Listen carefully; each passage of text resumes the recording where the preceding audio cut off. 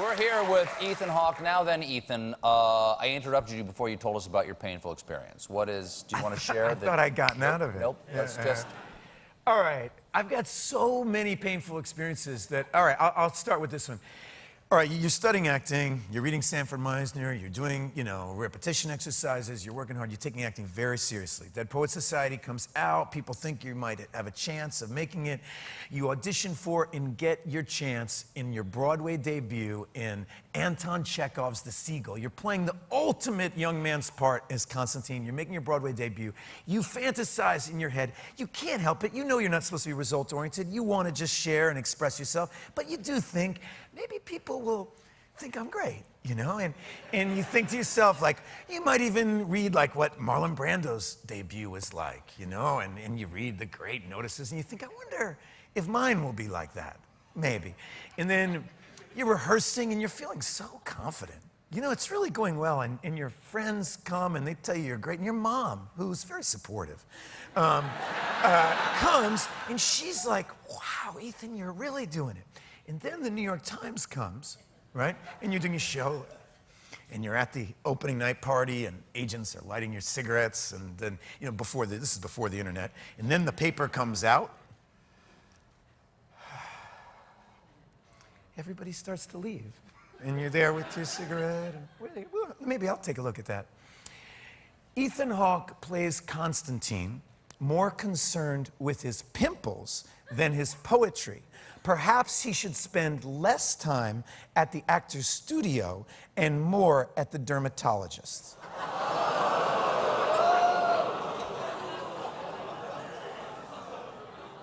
Do you want to lay back down again? Yeah.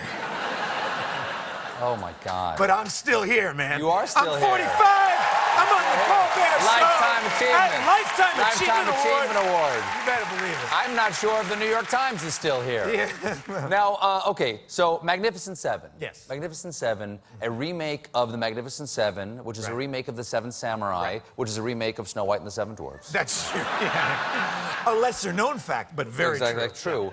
You play Goodnight Robichaux, right? Okay, a former Confederate soldier who's got 37 kills at Antietam. That's right. Killing Union soldiers, and we're pulling for you. You're one of our heroes in this one. It's a difficult backstory. How do you build this character? Like, what would you base this character on? All right, not to make a joke, I found that incredibly interesting. I mean, part of the thing that's so fascinating about this movie is that it's being headed by Denzel Washington, right? And so to see him take over this kind of very much Dick Cheney iconography of the classic Hollywood Western. Yul Brynner played this part originally. Yul Brynner, who's Russian, and so that's kind of interesting. But I mean, when you're doing an old school Hollywood Western, the images in your mind are John Wayne, all those different guys. And so having Denzel do that, and then realizing that his best, one of his close friends is a former Confederate soldier, was like, I had the same reaction he was like, what is this guy's backstory? And I found it kind of fascinating, and I started doing a lot of research about the Civil War and about, the Louisiana Tigers and what they were about and how interesting a place Louisiana was in the Civil War. And I called up my friend who's a musician in New Orleans, and I said, well, talk to me about the Louisiana Tigers. And he said, well, a faint heart never the bobcat.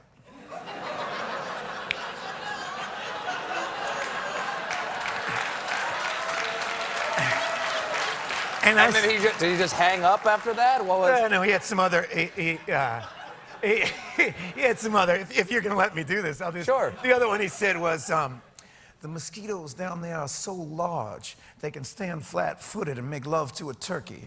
Is that accurate? Is that accurate? Yeah. All right. So I hung up the phone and I said to myself, "I have found my character." How many movies have you done at this point? In my life? Sure. Do you know? Am I back on the couch? I thought I was talking about a movie. No, selling. The reason I'm asking is because have you done westerns before?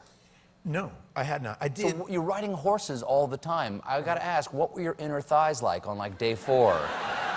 Because I've done a little riding in my life, and you haven't ridden for a while. It is hell on earth. There's a reason why cowboys walk bow-legged. There is a very good reason. Everything okay? Everything's fine. Thank you for asking. I'm doing fine. Okay, good. I already have 4 kids, so I don't care. It's the best kind of birth control, riding a horse. No, I mean, riding horses is no joke. And in riding it with that many other guys. I mean, there's like 150 stunt guys. We're all riding. It's hot. Anybody of the Magnificent Seven feel like they're, I know what I'm doing a little more than anybody else? Like, anybody being a little too macho and getting in trouble? Everybody was too macho and getting in a little bit of trouble. We shot this movie forever. You know, I'm used to doing indie movies. We shoot them for like a couple weeks. Yep. And and this one, we were out there for 5 months in the desert, running around, beating each other up, blowing things up. Sounds like fun. It was a blast. Well, thanks for coming. Thanks for having me. Nice to see you. The Magnificent Seven opens on Friday. Ethan Hawke, everybody. We'll be right back with Tim Meadows.